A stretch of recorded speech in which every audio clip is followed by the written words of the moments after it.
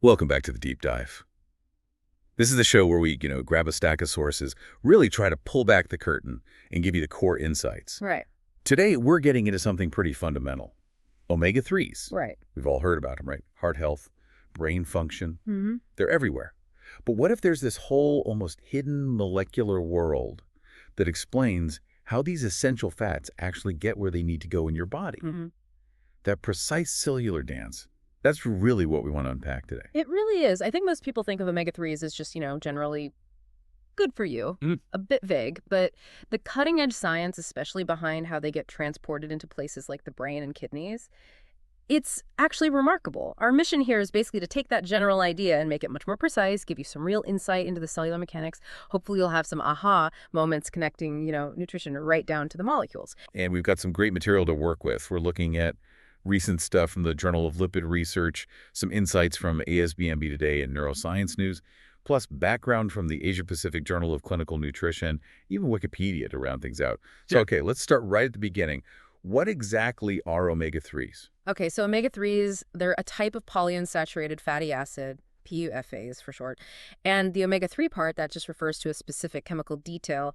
They have a double bond, exactly 3 carbon atoms in from one end of the molecule, the methyl end. Okay. And that specific structure, that's what makes them unique and so crucial for our bodies. Right. And when we talk about omega-3s for, human health, are there specific ones we focus on? You hear a few acronyms thrown around. Yeah, there are really 3 main ones that are most relevant for us. We kind of call them the big 3. Alpha-linolenic acid, that's ALA. Okay. Then icosapentaenoic acid, or EPA. EPA. Got it. And docosahexaenoic acid, DHA. DHA. Those are the main players. Those are the big ones. And interestingly, the primary sources in nature for EPA and DHA, they're actually marine algae and phytoplankton. Oh, really? Not the fish themselves. Well, the fish get them by eating those organisms, so they accumulate them. ALA, on the other hand, that one's typically found in plants. Huh. So it's the algae making the good stuff the fish eat. That's actually a really key point. Exactly. And this whole idea of essential fatty acids, it's not brand new science, is it? No, not at all. It actually goes way back to 1929. George and Mildred Burr first discovered these things they called essential fatty acids. They realized they were absolutely critical for health. Like, if you didn't get them, it could lead to pretty serious deficiencies, even life-threatening ones. Wow. 1929. Yeah. But our awareness of all the broader health benefits, that's really grown a lot since maybe the 1980s. Okay, so fast forward to now. Yeah. Where are most of us getting these essential fats in our diets today? Assuming we are getting them. Right. Well, for ALA, common sources are things like walnuts, flax seeds, chia seeds. For EPA and DHA, it's primarily those oily fish, salmon, herring, sardines, mackerel, and also algae oil, which is a great direct source, especially for vegetarians or vegans. Makes sense. It's worth mentioning, though, historically, if you ate a whole foods diet, you probably got enough omega-3s. But the problem is omega-3s are pretty delicate. They oxidize easily. Meaning they go bad. Yeah, basically they go rancid or break down when they're exposed to air and light. So with the rise of processed foods, foods designed for long shelf life, that's unfortunately contributed to, well, pretty widespread omega-3 deficiencies in a lot of modern diets. Okay, that makes sense. So that leads us to the why. We know what they are, where they come from, but what do they actually do for us that makes them so vital? Oh, the benefits are really broad. It's quite striking. Let's start with the heart, because that's the one most people know. Yay. Back in 2004, the U.S. FDA actually issued what they call a qualified health claim for EPA and DHA. That means there's pretty strong scientific evidence supporting their role in reducing the risk of coronary heart disease. Okay, a qualified claim. Hmm. And I know the American Heart Association has specific advice too, right? They do. For most people, they suggest eating oily fish about twice a week. And for people who already have coronary heart disease, some studies showed that getting about 1,000 milligrams a day of EPA and DHA was linked to roughly a 9% decrease in relative risk. That's pretty significant. It is. And the World Health Organization also weighs in, recommending 1 to 2 servings of fish per week for protection against coronary heart disease and ischemic stroke. Okay, so heart health is a big one. But beyond the heart, omega-3s, especially DHA, are incredibly important for the brain. I feel like I see that everywhere now. Absolutely. It's huge for the brain. Think about early development. The Canadian Food Inspection Agency, for example, recognizes DHA specifically for supporting the normal physical development of the brain, eyes, and nerves, particularly in kids under 2. It's like foundational building material. Right, for building the brain. But what about for us adults? It's not just about development, is it? What's its job in a mature brain? No, it's crucial throughout life. In the adult brain, DHA plays a really key role in regulating inflammation. And it has these derivatives, like one called neuroprotectin D1 or NPD1. It acts as a powerful neural protector and anti-inflammatory agent right inside the brain. Neuroprotectin D1. Okay. Yeah. And there are others, like Resolven's RVD1, RVD2, which have shown some pretty promising antidepressive effects, at least in rodent models. Antidepressive effects. Wow. Yeah. And maybe even more striking, there was one study, they found that a single injection of DHA given to rats after a traumatic brain injury significantly reduced the size of the lesion. A single injection. That sounds dramatic. It really is. It suggests it's not just, a gentle background effect. It can be a powerful intervention under certain conditions. Wow. Okay. That makes you wonder what else it's doing at, like a really fundamental level. Is it changing how the brain operates? That's a great question, and yes, it seems so. DHA also impacts gene expression quite significantly. It acts as a ligand, like a key for a nuclear receptor called RXR.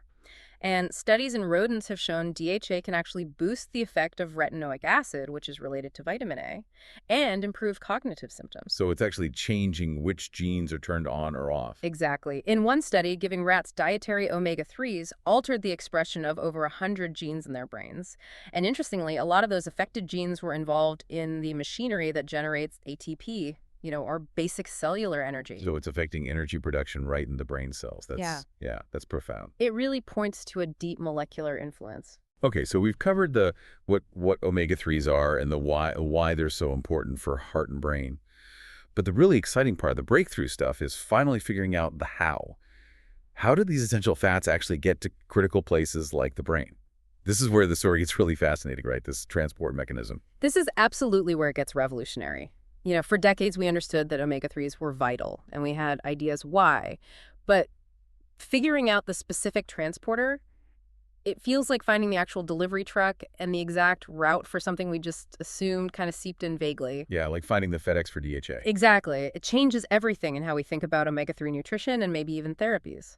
So recent research has really shown a light on this specialized form of omega-3 lipid called lysophosphatidylcholine DHA. Let's call it LPC DHA for short. LPC DHA. Okay. And studies showed that when you give mice dietary LPC DHA, it specifically boosts the DHA levels in their brains and improves memory. And interestingly, this benefit was not seen when they were given just plain free DHA. So it's not just the DHA itself. The DHA delivered in this specific LPC package. Precisely. The form matters. And how does that package get delivered? Who's the delivery driver in your analogy? Okay, that's the key protein. It's called MFSD2A. MFSD2A. MFSD2A stands for Major Facilitator Superfamily Protein 2A. This protein is the transporter responsible for getting that LPC-DHA into cells. And crucially, it's the specific gateway allowing LPC-DHA to cross those really selective barriers, like the famous blood-brain barrier. Wow.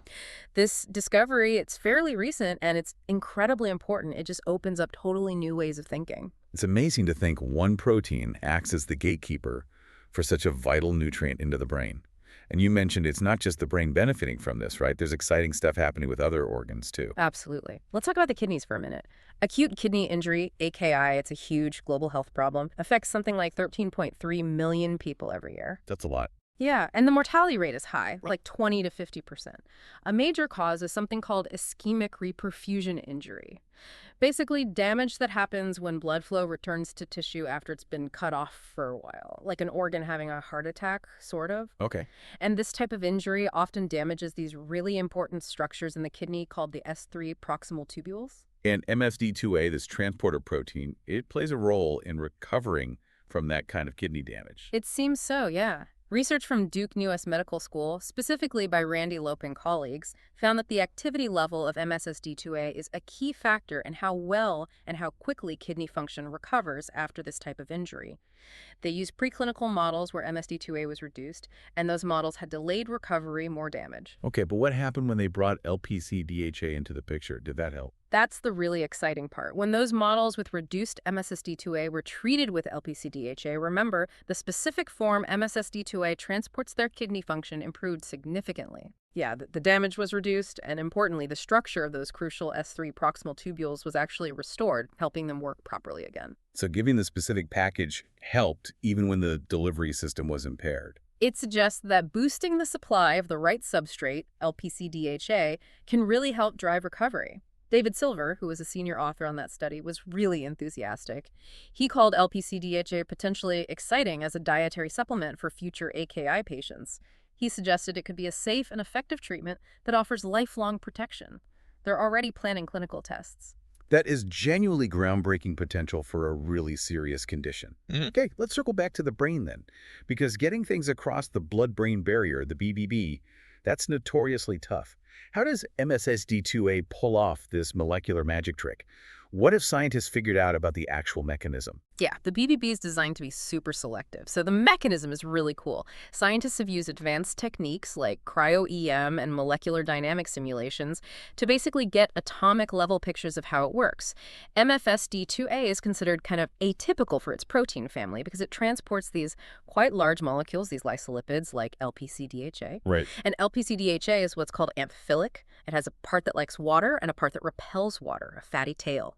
That dual nature is key. So how does the protein physically move it across the barrier? Is it like a channel or? It's more like a sophisticated revolving door. It uses what they call a sodium-coupled substrate release mechanism. Okay, break that down for us. Sodium coupled. Right. Basically, sodium ions Ni plus act like a specific molecular key. When sodium binds to a particular spot on the MFSD2A protein, specifically a residue called D92, it triggers a conformational change, a shape shift. Ah, the sodium binding makes the protein change shape. Exactly. And that shape change causes an intracellular gate inside the protein to swing open. This gate is formed by a few specific amino acids, M182, F399, W403. Like tiny molecular gatekeepers within the main gatekeeper protein. Precisely. So sodium binds, the internal gate opens, and that allows the LPC-DHA molecule to sort of deeply insert itself into the protein's cavity on the inside face of the cell. But crucially, its hydrophobic tail, the fatty part, stays kind of embedded in the cell membrane during this process. So the whole molecule effectively flips or translocates from the outside to the inside of the cell barrier. Wow, it's like it grabs it, sodium helps it turn, and it releases it inside, all while keeping the fatty tail tucked in the membrane. That's a great way to picture it. It's this incredibly precise, elegant mechanism, and understanding this, it gives us huge insight into how the brain gets its essential omega-3s. And beyond just understanding, it opens doors for, targeted therapies, maybe even using MSSD2A to deliver other drugs to the brain. That is just amazing. Yeah. It really shifts the perspective from just eat more fish to appreciating these intricate cellular superhighways. Yeah. So knowing all this incredible science, this brings us back to the practical stuff. How can we best make sure our bodies are getting these crucial omega-3s, and what should we be thinking about day to day? Right, the practical side. So beyond the usual suspects, salmon, herring, sardines, mackerel, trout, there are other good sources. For example, eggs from hens that are fed greens and insects, they can have higher omega-3 levels. Or eggs where the hen's feed is supplemented with flax or canola seeds. Okay, interesting about the eggs. What about meat? Yeah, grass-fed beef is a notable one. It tends to have a much better omega-6 to omega-3 ratio, closer to 2 to 1 compared to grain-fed beef, which can be more like 4 to 1 or even higher. Better ratio. Plus, grass-fed usually has more vitamin E and some B vitamins too. Then there's omega-3 in rich chicken meat. And maybe surprisingly, kangaroo meat is actually quite high in omega-3s. Kangaroo. Didn't know that one. Yep.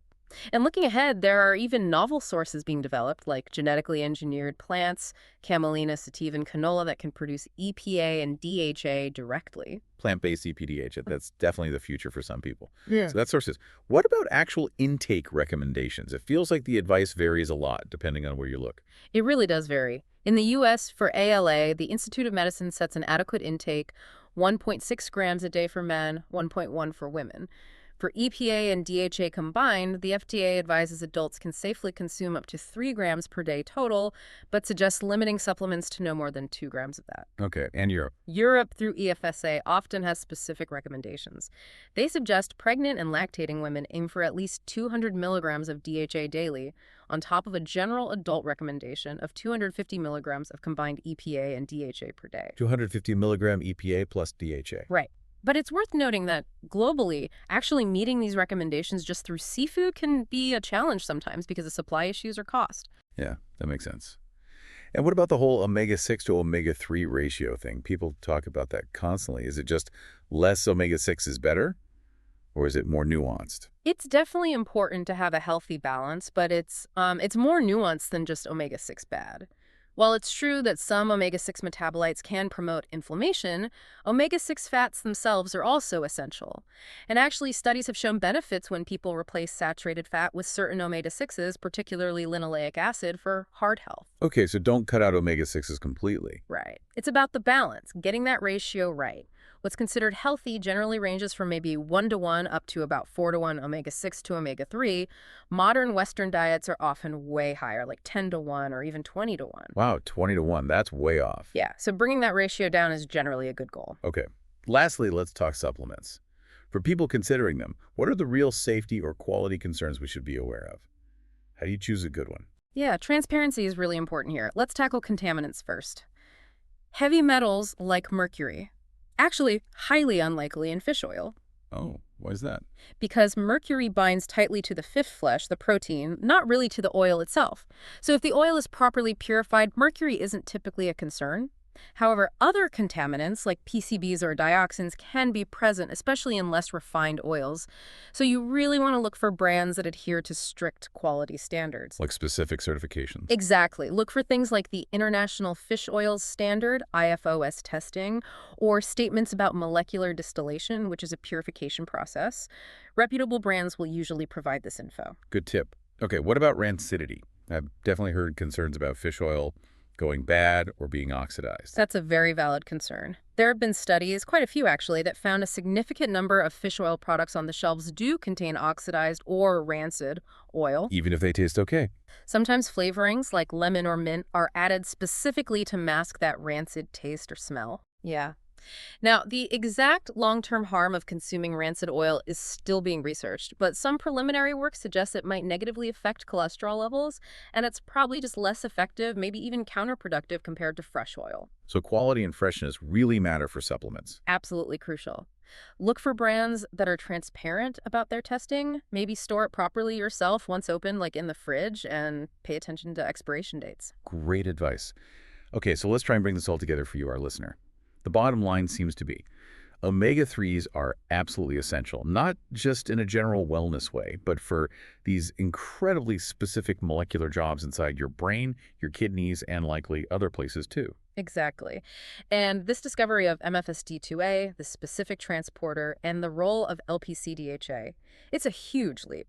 It takes us from just knowing we need these fats to understanding the actual delivery mechanism. We're moving from kind of general nutrition advice towards potentially real molecular precision. Which really leads to a fascinating thought to leave you with. How might this evolving understanding, knowing about specific forms like LPC-DHA and specific transporters like MFSD2A, how could this fundamentally change the future of nutrition and even medicine? Right. What new possibilities open up when we can think about precisely targeting the delivery of beneficial compounds to specific cells or organs, instead of just relying on general dietary intake or standard supplements? How could this shape future, maybe smarter, supplements? Or could it lead to entirely new ways to treat diseases affecting the brain or kidneys, conditions we really struggle with today? Something to think about.